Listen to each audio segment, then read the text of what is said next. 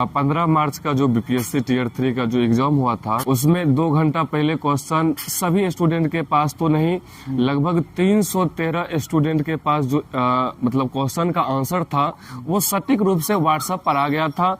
11:14 पे उसका पेपर मतलब कि आंसर शीट मिल गया था और बच्चे को बाबू एम्बुलेंस में जो है बैठाकर बच्चे को 313 स्टूडेंट को बैठाकर आंसर शीट रटवाया जा रहा था। कहते हैं कि ना संघर्ष न तकलीफ तो खाक मजा है जीने में, बड़े बड़े तूफान थम जाते हैं जब आग लगी हो सीने में। कि वो न तो अमीर थे ना गरीब थे, वो जमीन बेचकर अपना भविष्य बनाने के लिए वो गवर्नमेंट जॉब लेना चाहते थे ताकि मेरा जो भविष्य है वो आगे चलकर सुधर जाए। स्टूडेंट का जो भविष्य है वो चाहे बिहार सरकार हो या भारत सरकार, पूरा चौपट होते जा रहा है। जिसको कहते हैं ना चौपट, 0 सन्नाटा के रूप में होता जा रहा है। दोस्तों नमस्कार, इस वक्त हम खगड़िया जिला के अलौली प्रखंड में हैं और आपको तो मौजूदा हालात का पता ही होगा, जिस तरह से पक्ष विपक्ष लगातार आरोप भी लगाते हुए आ रहे हैं और राहुल गांधी भी जिस तरह से भारत जोड़ो न्याय यात्रा में युवाओं के लिए जो सोच रहे थे कि उनका जो है भविष्य एक तरह से लटका हुआ है, अधेर में पड़ा हुआ है। और सबसे बड़ा मुद्दा जो है वो क्वेश्चन लीक को लेकर आए थे कि परीक्षा होने से पहले ही क्वेश्चन लीक हो जाता है। और प्रेस के हवाले से ये मालूम भी चला है कि अपना ये खगड़िया जिला में ही जो है 10-10 लाख रुपया में क्वेश्चन को बेचा गया है। तो क्या अगर मौजूदा हालात इसी तरह से आगे बढ़ते रहे या राजनीति पहल अगर शुरुआत नहीं हुई क्वेश्चन लीक को लेकर, तो ये युवा का भविष्य कैसे सुधरेगा और कैसे जो है ये लोग अपना ये आत्मनिर्भर बन पाएंगे, जिस तरह से हमारे नरेंद्र मोदी जी कहते हैं। तो स्वागत है प्रीतम जी बिहार में आपका। सबसे पहले आपको पूरी यूट्यूब फैमिली को हमारे तरफ से हार्दिक बधाई हो, शुभकामनाएं हो। और बात रही पेपर लीक का, तो आपको पता होगा कि पूरे बिहार में ही नहीं भारत में कुल 28 जो राज्य हैं सभी में जो है पेपर लीक का चांस होता रहता है। जैसा कि अभी आप लोगों को पता होगा कि बिहार पुलिस का जो पेपर लीक हुआ था उसका भी जो पेपर हुआ था रद्द कर दिया गया है और यूपी पुलिस का लगभग 60,244 वैकेंसी था वो भी रद्द कर दिया। उसके बाद दिल्ली पुलिस का हुआ था तो उसका भी पेपर लीक हुआ था, लेकिन जो पेपर हुआ था वो रद्द नहीं किया गया था, फिर भी उसका रिजल्ट आया। उससे पहले बिहार दरोगा यानी बिहार एसआई का जो एग्जाम हुआ उसका भी पेपर लीक हो गया। और अभी तत्काल में जो बिहार बीपीएससी जो टीयर 3 का जो एग्जाम हुआ था शिक्षक भर्ती का, उसका पेपर 2 घंटा पहले 15 मार्च को फर्स्ट शिफ्ट एवं सेकेंड शिफ्ट में जो एग्जाम हुआ था दोनों का पेपर 2 घंटा पहले लीक हो गया था। मैं बिहार सरकार से ये गुजारिश करना चाहता हूँ कि इस पे EOU जो एक कंपनी है, EOU जो कंपनी है उस पे कुछ सुधार किया जाए और जो बिहार के युवाओं हैं इनका भविष्य बर्बाद न किया जाए। तो बिहार का जो राजनीति जिस हिसाब से चल रहा है, तेजस्वी जी नौकरियां दे रहे हैं, तो राजनेता सब उस नब्ज को क्यों नहीं पकड़ पाते जहां से क्वेश्चन लीक होता है? ये जो तेजस्वी जो सरकार है हमारे जो पूर्व उप मुख्यमंत्री भी रह चुके हैं और पेपर लीक का वजह सरकार नहीं है। सरकार को जो चला रहे हैं, जो अधिकारी चला रहे हैं उस पे निर्भर करता है कि आखिर पेपर लीक कैसे होता है। कभी ये नहीं सोचा गया है कि जो सीबीटी रूप से जो एग्जाम होता है, कंप्यूटर बेस्ड एग्जाम होता है, उसका कभी पेपर लीक नहीं होता है। जो ऑफलाइन एग्जाम होता है उसका पेपर ज्यादा लीक होता है। इसका मतलब ये है कि जो वहाँ का अधिकारी है और वहाँ का जो पीए है जो एग्जाम कंडक्ट करवा रहा है, इसमें गड़बड़ी है।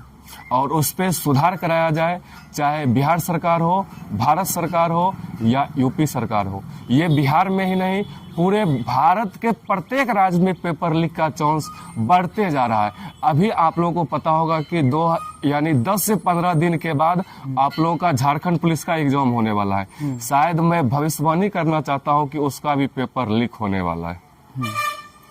तो जिस तरह से संघर्ष किया जाता है और इनकम टैक्स का टैक्स पेयर का जो है पैसा बर्बाद होता है, तो अंदाजन कितना पैसा सरकार का बर्बाद हो जाता होगा एक पेपर कंडक्ट करवाने में? एक पेपर को कंडक्ट कराने में जो है वो लगभग 1000 करोड़ से भी ज्यादा लग जाता है पैसा, क्योंकि सिर्फ पेपर ही नहीं आता है।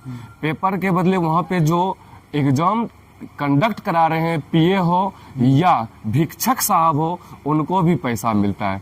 वो ये नहीं है, वो बेरोजगार नहीं है कि वो पैसा नहीं लेगा, चाहे वो प्राइवेट सेक्टर का हो या फिर गवर्नमेंट सेक्शन का हो, तो सभी का पैसा लगता है। गवर्नमेंट का पैसा लगता है, लेकिन यूज करने वाला जो व्यक्ति है वो सही से यूज नहीं कर पाता है।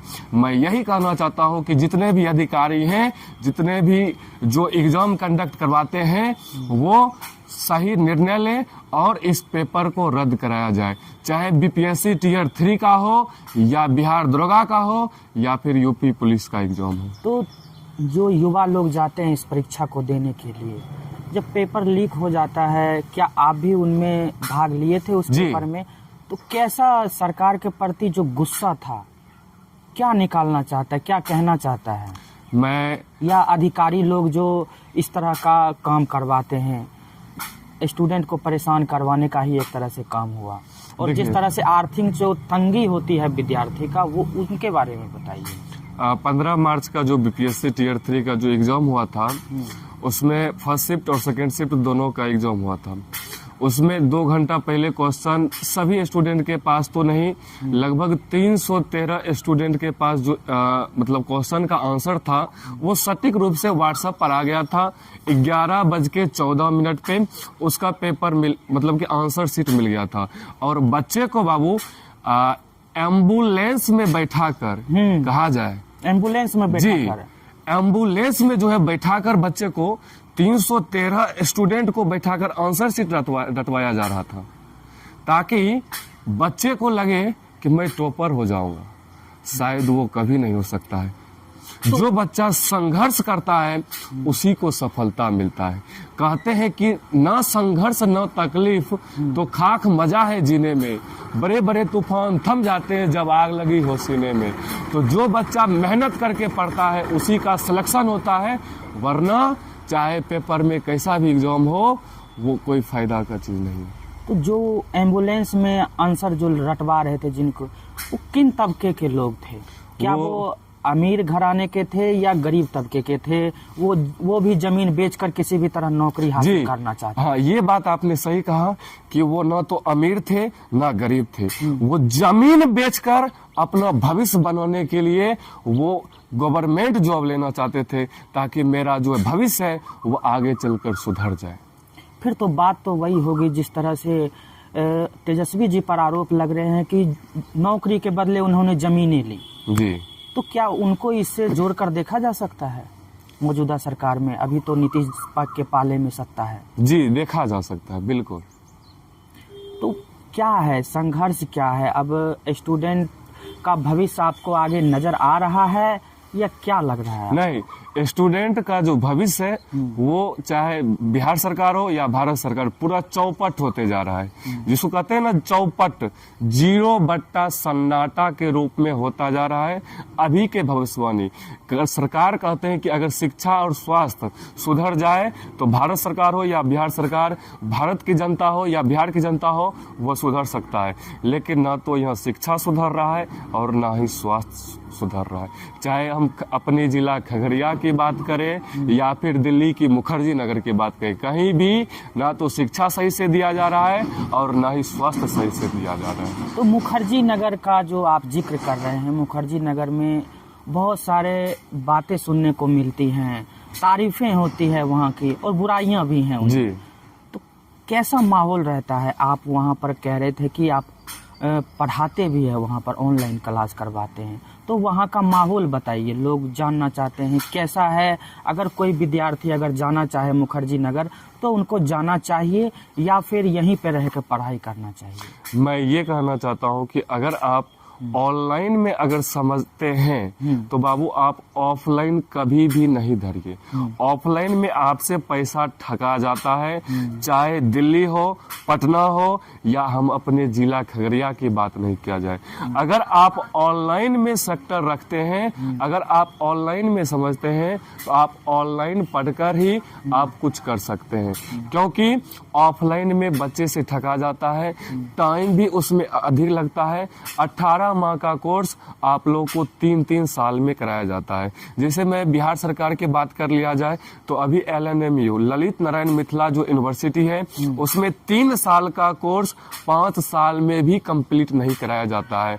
अब जो बच्चा, ध्यान से सुनेंगे, जो बच्चा 2018 में 12th पास करके ग्रेजुएशन में एडमिशन कराए थे, उनका अभी तक पता चल रहा है कि उसका अभी तक एक भी बार ग्रेजुएशन क्लियर नहीं हुआ है। अब बच्चे का जो भविष्य है वो पूरी तरह से चौपट में जा रहा है। अब बिहार सरकार और भारत सरकार से मैं यही गुजारिश करना चाहता हूं कि शिक्षा और स्वास्थ्य पे इस पे ध्यान दिया जाए। अभी लोकसभा का चुनाव भी होने वाला है, इस पे बहुत सारी ऐसी सरकारें हैं जो अनेक सारी बातें बोलेंगी कि हम 20 लाख नौकरी देंगे, जाति पर वोट देते हैं। प्लीज आप लोग जाति पर वोट ना दें। जाति पर अगर वोट देंगे आपकी बच्चे का भविष्य खराब होने वाला है। ये मैं नहीं, ये पूरे भारत की जनता जानती है। और जो भारत सरकार है इसको भी निर्णय लेना चाहिए कि जाति प्रथा को खत्म किया जाए। तो जिस तरह से लोकसभा का बात कर रहे हैं, राहुल गांधी जी कांग्रेस के नेता कह रहे हैं कि अगर हम सत्ता में आए तो 30 लाख नौकरियां आते ही देंगे। जिस तरह से तेजस्वी जी ने कहा कि हम 10 लाख नौकरियां देंगे और आधे दिए। जी, तो क्या उनमें आपको हकीकत नजर आता है या फिर हमारे प्रधानमंत्री नरेंद्र मोदी जी कह रहे हैं कि हमारी गारंटी है, मोदी की गारंटी, मोदी वो की गारंटी हर वक्त जो है मोदी की गारंटी का जाप कर रहे हैं। वो कह रहे हैं हमने महिलाओं को सिलेंडर दिया, शौचालय दिया और विकास का जो है गाथा गा रहे हैं। तो और एक तरफ जो है विपक्ष के राहुल गांधी जी कह रहे हैं हम सालाना जो है 1 लाख रुपया महिलाओं को देंगे, हिंदुस्तान की प्रत्येक महिला को। तो आप क्या अंदाजा लगा रहे हैं, क्या राहुल गांधी का जो भीड़ है और मोदी जी के गारंटी का जो भीड़ है, क्या वो वोट में तब्दील होगा या नहीं? मैं ये कहना चाहता हूं कि आप लोग एक नाम सुने होंगे, पत्रकार मनीष कश्यप, जिन्होंने जो अभी पूर्व जो उप मुख्यमंत्री हैं तेजस्वी बाबू जी, उन्होंने बोले थे कि 10 लाख नौकरियों देंगे। तो हमारे जो एक पत्रकार हैं मनीष कश्यप भैया जी, जिन्होंने बोले थे कि अगर वो 10 लाख नौकरी देंगे तो हम 4 गुना नौकरी देंगे, 40 लाख नौकरी देंगे। अगर आप लोग जाति प्रथा को खत्म करेंगे तो हमारे मनीष भैया ऐसा 1 नहीं 2 नहीं लाखों पत्रकार आकर, आपके जैसे जैसे पत्रकार आकर हमारे इस अलौली प्रखंड हो या खगड़िया जिला हो या बिहार सरकार में नौकरियों की बौछार कर देगी। अगर आप जाति प्रथा को खत्म तब तक नहीं करेंगे तब तक आपके बच्चे का भविष्य पूरी तरीका से बर्बाद होते जाएगा। लेकिन राहुल गांधी जो कह रहे हैं कि हम जो बात कह रहे हैं वो मेरा बात जो है दिखाया नहीं जाता है, क्या आप बताइए, आपको सोशल मीडिया पे राहुल गांधी जी का बात सुनने को मिलता है या फिर सिर्फ मोदी की गारंटी ही नजर आती है? अभी तो जो ट्रेंडिंग में चल रहा है वो मोदी की गारंटी ही चल रहा है। हम इतना रोजगार देंगे, इतना कंपनी बनाएंगे, लेकिन वो बनता नहीं है। चाहे बेगूसराय का बरौनी रिफाइनरी हो या पश्चिम चंपारण का बेतिया शहर का एक चीनी मिल हो, कहीं भी इसका विकास नहीं हो रहा है। सिर्फ बोलते हैं कि गारंटी ही गारंटी है, नौकरी ही की गारंटी है, लेकिन ऐसा नहीं होता। तो जितने भी उन्होंने गारंटी दिया, आपके नज़र में वो आपने देखा पूरा होते हुए मोदी की गारंटी? हमने कुछ देखा है, लेकिन बहुत सारी चीज में कमियों हैं, हमारे प्रखंड में भी और हमारे राज्य में भी, और उसका सुधार होना चाहिए। जैसे शिक्षा सुधार होना चाहिए, स्वास्थ्य पर सुधार होना चाहिए, कॉलेज पर सुधार होना चाहिए। कॉलेज एक यूनिवर्सिटी 3 साल का कोर्स 5 साल में देते हैं, इस पे भी बहुत सारी सुधार होना चाहिए। और बिहार सरकार हो या भारत सरकार, इस पर सशक्त रूप से कार्रवाई की जाना चाहिए। तो लास्ट संदेश क्या देना चाहते हैं आप युवाओं को, और उसका निचोड़ क्या है, उसका समाधान क्या है, जिस पर सरकार भी जो है अमल कर सके?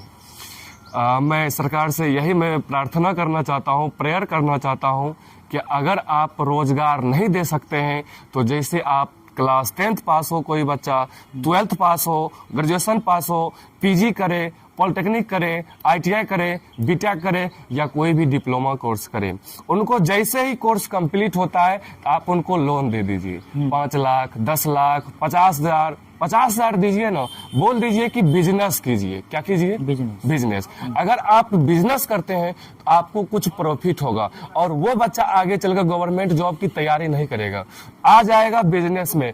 और भारत ही एक ऐसा भारत ही एक ऐसा देश है जो बिजनेस के क्षेत्र में बहुत ही प्रगति करता है, लेकिन लोग बिजनेस को उतना अभी नहीं मानते हैं। वो सोचते हैं कि घर में एक सरकारी नौकरी हो जाए तो पूरे हम इलाका को नचा सकते हैं, लेकिन ऐसा होता नहीं।